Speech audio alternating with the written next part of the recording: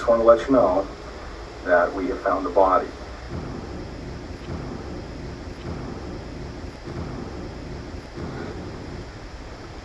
I'm gonna pass out. Can you get me some help?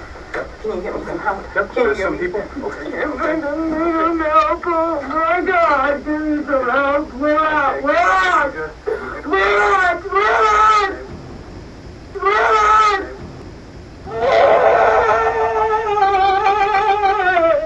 Help me, please.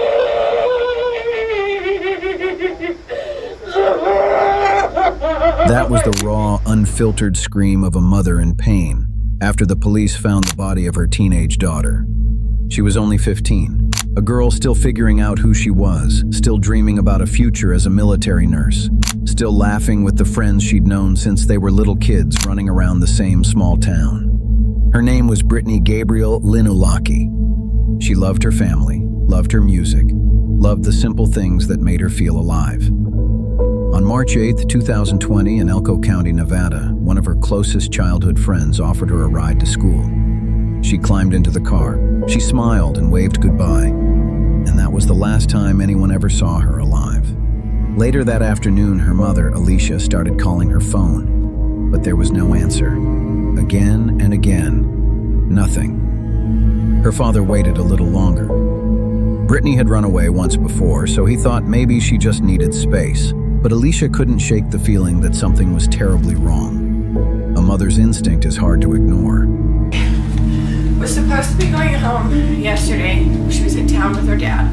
Okay. And she told him, I'm gonna get a ride home with a friend. I'll beat you home. And he says, you better beat me because I'll be there in an hour. And she goes, we're going right home. Talking about coming here? Do you know her dad lives in South Fork? We're split up. Okay.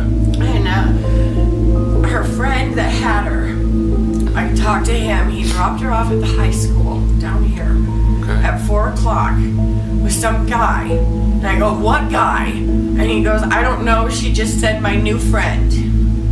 Tall, white, cowboy-looking guy with a green truck. And now nobody can find her. None of her friends. Her phone's not on. Okay. I don't know where to find her. Has she ever did this before? No. Ever done this before? No. And even when she does go out and do dumb things, we get a call with some crazy kind of an excuse. You know what I mean? Trying to get her out of trouble. Nothing. Not a friend. None of her friends or best friends. Nobody can find her.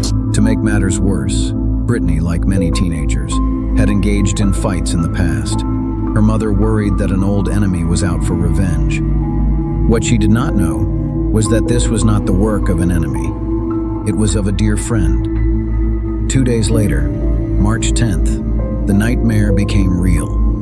In a remote stretch of desert called Burner Basin, wrapped in a tarp, police found Britney's body. She had been strangled, and there was a stab wound to her neck. That's a 1092, that's a body. Yeah. Let's get out. Yep. I can see enough right now. Looks like a girl's hand is back out.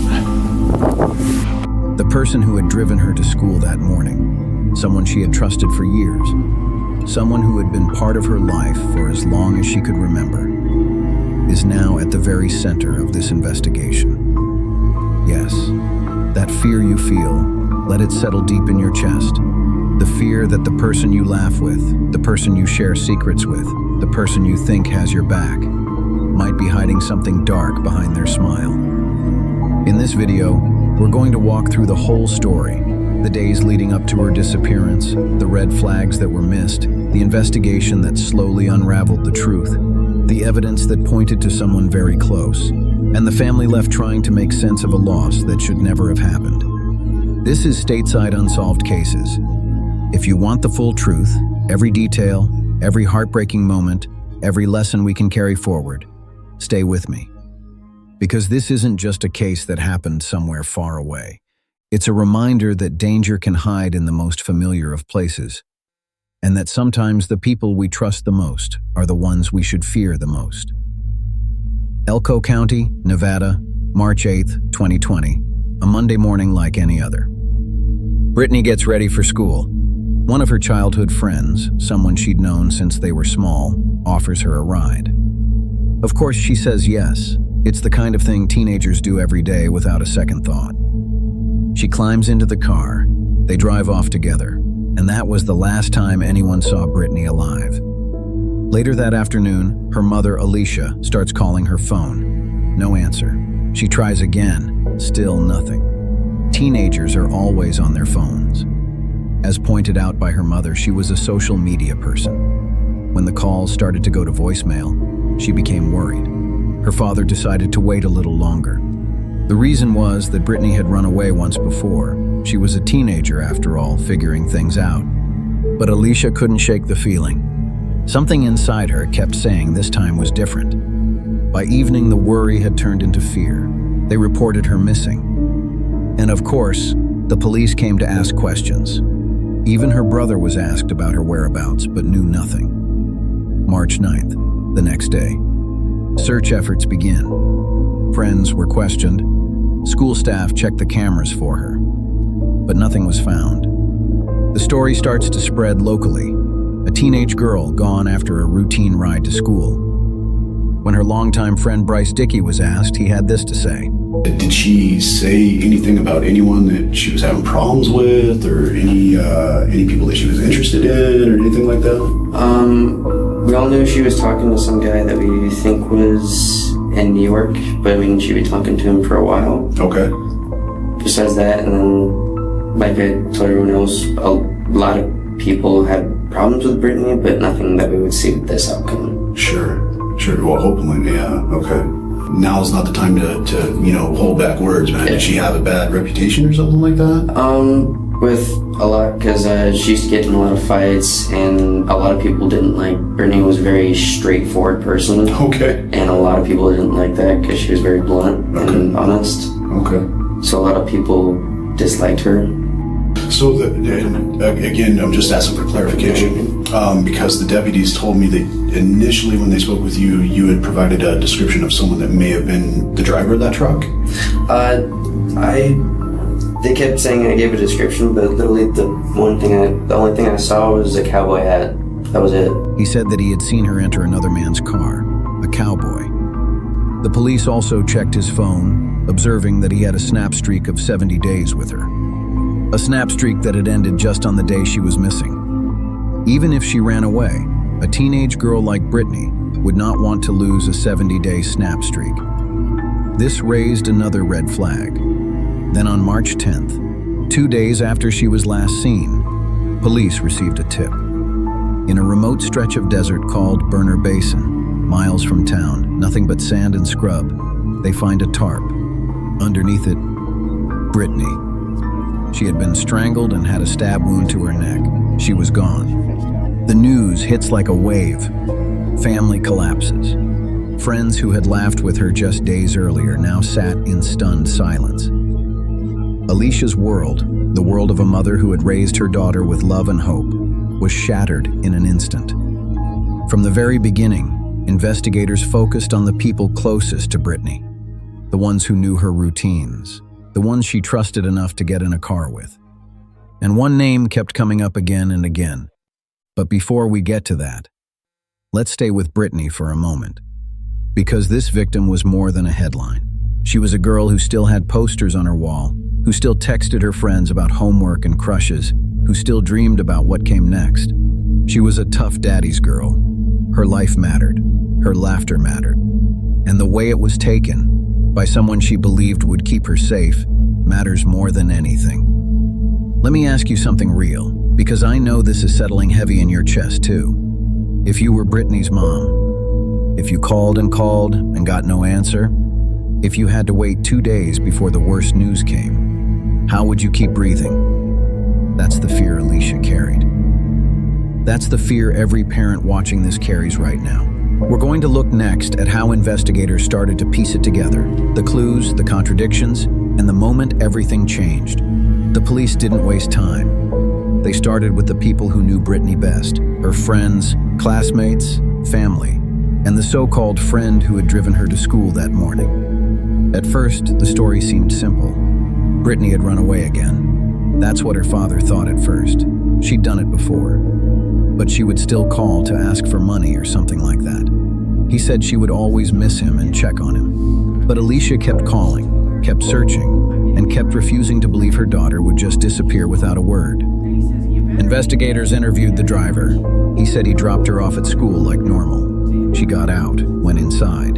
He drove away. But the school cameras told a different story. Britney never walked through those doors. That's when the questions started to get louder. Bryce Dicki changed his story. First it was, I dropped her at school. Then it became, she told me she was running away with some cowboy she met online. He said she asked him to help her disappear. He said he let her out somewhere else. He said he didn't know anything more. The police kept asking. The more they asked, the more the story shifted. Different locations, different times, different details. At one time, he even said that he knew who did it, that he knew who killed her. Then came the phone records.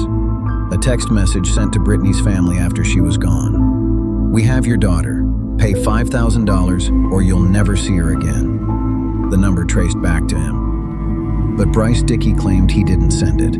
However, the timing, the wording, the phone, it all pointed back.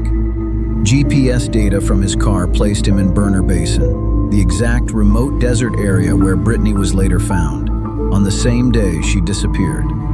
Not at school, not on some random errand. In the desert, a patch of blood was found a distance away. This led the searchers to believe that her body was not far, and from the drag marks, they were right. A condom was found near the body. DNA inside matched Britney. DNA outside matched him. Evidence suggested that he assaulted her before ending her life. Bryce Dicki tried to explain it away, said it was consensual sex days earlier, but the timeline didn't line up. The location didn't line up. Every time a piece of evidence landed, his story had to bend again, and each bend made the truth clearer. Let me ask you something that I know is sitting heavy with you right now.